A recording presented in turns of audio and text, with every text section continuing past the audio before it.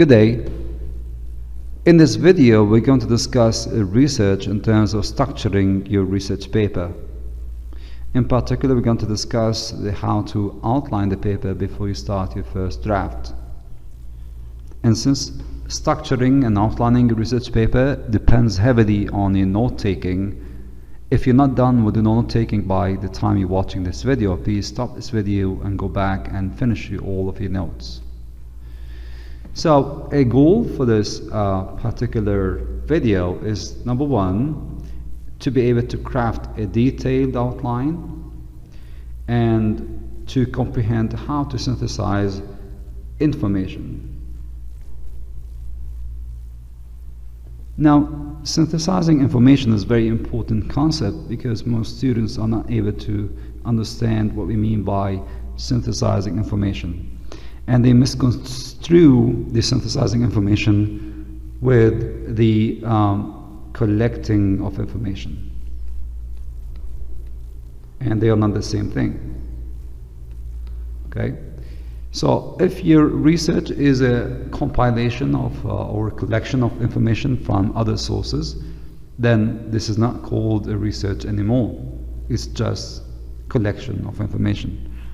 Therefore, a good test is that if you look at the outcome of your research and you compare it with the sources that you got the information from, if it's not different than them, then this is not a research paper. A researcher is like a bee who goes and collects nectar from all flowers and produces something different, which is honey in this case. A researcher is not like an ant that collects food from different sources and collects them in the place where it should be, because it's only a compilation of food. Therefore, you have to be thinking like bees and not like ants when you put the hat of a researcher.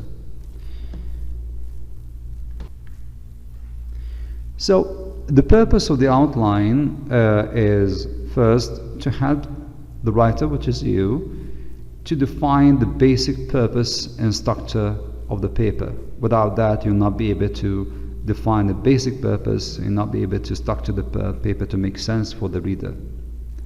Number two, another purpose of the outline is to help you as a writer organize the thoughts and lay the groundwork for the first draft.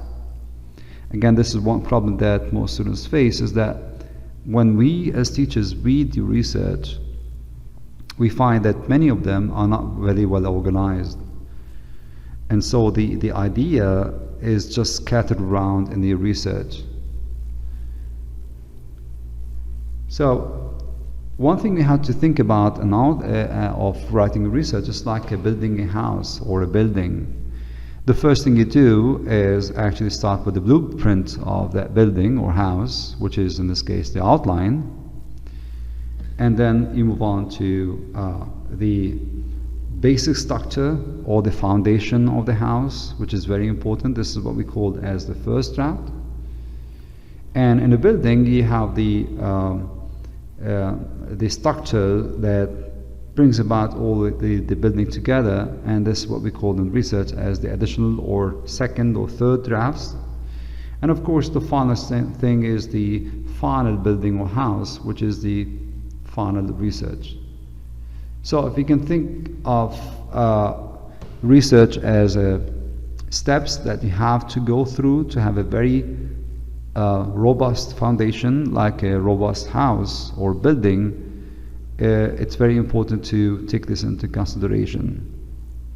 Many students just jump from note-taking into writing the final draft or the first draft, while they miss the outline, which is a very important structural part of your research.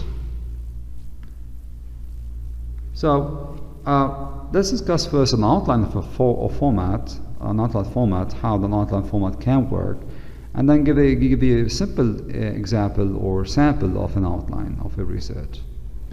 And of course, this is all depending on the notes taken in the earlier step. Now, a typical outline, of course, like follows a typical essay paper or typical research paper for high school, is of course we always start with an introduction. Now, in an introduction, of course, you include attention grabber, where you grab the attention of the reader. Now this can be in terms of either an anecdote or a statistics or a fact that that merits the reader's attention in terms of your research topic, which gives the reader an attention to start reading your paper. But of course, the attention grabber should address the issue at hand in your paper, which means it should be relevant.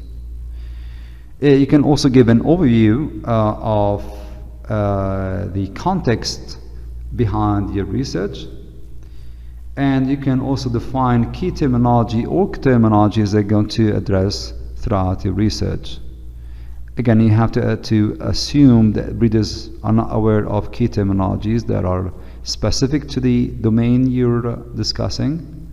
So you have to define these terms in terms of definitions defined by other researchers or other studies, or even as simple as a dictionary that can work for that key terminology. You can hide the background information on the topic as well, and in terms of that, you can also introduce and end the introduction with a thesis statement, which is actually 1 or 2 sentences in length. And the thesis, you all tell what the overall paper will focus on, and as you write your research, first, second, and third draft, you have to always keep the thesis in mind. Many times researchers and students who research lose focus of the research because they divert from the thesis. A good practice is that wherever you work for your research, just paste the thesis wherever you can see it, so whenever you look, the thesis is there, and then remember that this is what your research is trying to attempt to answer. And of course, in the end, briefly highlight or outline the main ideas you're going to discuss in your research. A good tip here, however, is that we don't usually start with an introduction. Of course, you should have a thesis ready for at the beginning of your research. But a good practice is that you start with a thesis and then move on to the body and the conclusion, or write the thesis, move on to the body, finish the body based on the notes, and then after that think about a very good introduction that you introduce your research. One thing you have to also keep in mind is that the more information you find, you might change your thesis as well, and that's okay. You don't have to be bound to your thesis, okay? So let's assume you formulated your thesis and then you found out new information that might merit attention to your thesis. You might change your thesis, and that's okay. We always do that as researchers. Now, in terms of the body, the outline format for the body, main points for the paper should be listed in the thesis, okay? And strong examples should be added, details and explanations to support each main point, as with any essay. In addition to that, in a research paper, what makes it different than any essay is that you have to cite strong evidence from sources. There can be paraphrase sources, summaries of the sources, or quotations that support the main points. And in this term, we're going to discuss in a later video on how to cite sources properly and how to cite others' work using reporting verbs, and how to use each reporting verb in terms of that study. All right? In the conclusion, in terms of your outline and conclusion, you have to restate your thesis from the introduction in different words. And you can also briefly summarize each main point found in the body of your paper. And of course, you end with a strong clincher statement at the conclusion. So we're going to start with an example of an outline sample here. This is from your handout. I'm going to discuss a bit about that. If you check your handout number 6, which is now on Moodle or on the dashboard, you find that there's in the handout there's an outline sample as well as practice on how to do an outline. So the outline sample which you have in the handout is about the homeless in America. It talks about homeless people and perhaps the causes of the homeless people in America. So here in this case, we start with the introduction as usual. In the introduction, we can include homelessness is a serious matter in our society, and that can be your thesis statement. And this is, of course, based on your research. You cannot have or pass a prejudgment about the state of homelessness before you start doing your research. And of course, you might have an hypothesis as to that this is a serious matter. All right. As a researcher, it's okay to have an hypothesis. It's great to have a hypothesis, but when you find data or information that proves the hypothesis, then that's great. If you find detailed information that does not do that, then you have to revise your hypotheses. So again, hypothesis is okay, but a judgment that you find information that supports the hypothesis without finding information in general about the topic is not recommended. And this is what we call information bias. Information bias is that you go on and research information only that supports your thesis, that you have preconditioned and you have prejudged on that before you start. Okay? So don't fall into the information bias clincher. Right, so here, again, something else in the introduction is that I can say many homeless Americans are homeless due to circumstances out of their control. Domestic violence, lack of employment, medical problems, mental illnesses are some of the leading causes, and that's your thesis statement. Now, of course, when you talk about a thesis statement, it's very important to notice two things. First of all, you give here, when you say many homeless Americans are homeless due to, and this means that you research is about the causation. Although causation is very hard to prove, but at least we look for correlation here.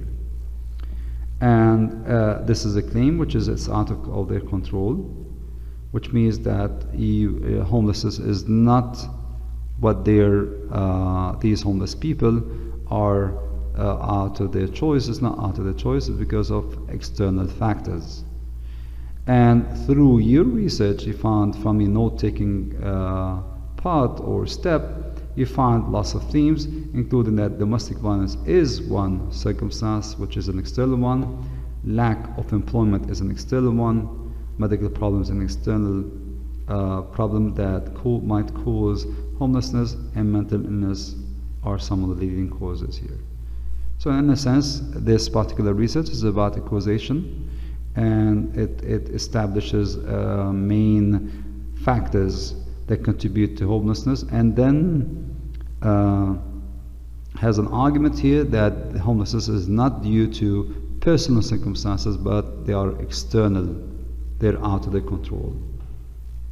And so your research should be in this sense of causation, perhaps, or investigation. Whatever investigation you find, you have to show the relation between the two variables, all right? So let's look now at an outline sample again in terms of the body paragraphs. So in the body paragraph, I'm going to start with domestic violence. We already did that and mentioned that in a thesis. Okay, so the first factor, which is an out of the control, is domestic violence. And for that, I'm going to give one reason behind that is that one study that proves that is that 1 out of 4 women experience violence. Okay, and this is cited by Beatty 2010. And this is one thing you have to also keep in mind, is that in the outline you can always use the citation there to keep that in mind while you research or while you write your research. Okay. So here, for example, I'm using EPA citation for Beatty.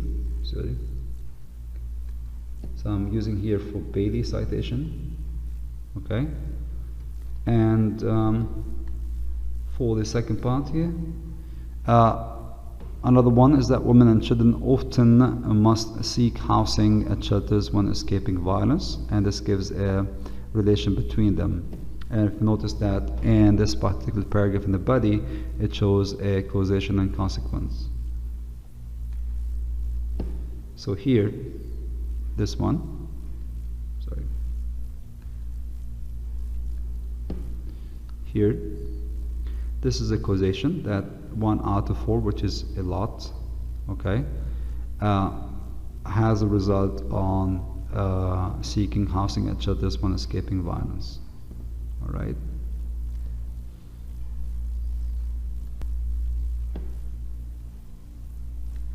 So the third thing I would include here is that in my research is that violence is passed on from generation to generation, creating a cycle that contributes to homelessness, poverty, and crime. And I'm quoting that from a source which is from Jones 2011. Okay.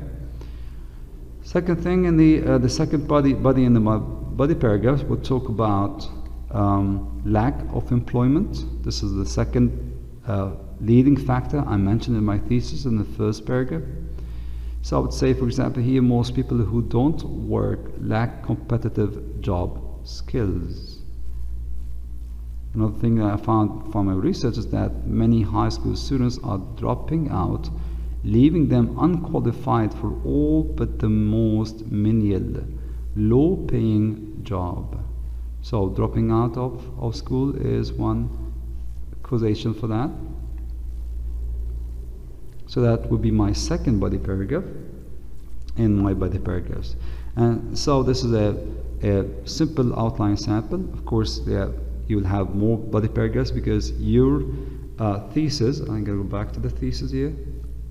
Thesis statement includes these domestic violence, lack of employment, we mentioned that, and you need to add another paragraph about medical problems, mental illnesses, as well as leading causes. So in your body paragraphs, you should include at least 4 paragraphs depending on the causations or factors that contribute to homelessness in America. Okay? So a good practice is that you go and download that handout and do some activities there that will help you in strengthening the outlining skills, and then go back to your notes that you take an earlier step and then just try to outline them based on thematic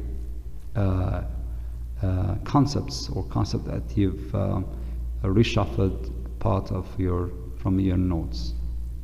And if you have any questions, you can just address them on the discussion forum on Moodle. You can have the help of your peers as well as your teachers there, so they can help you throughout.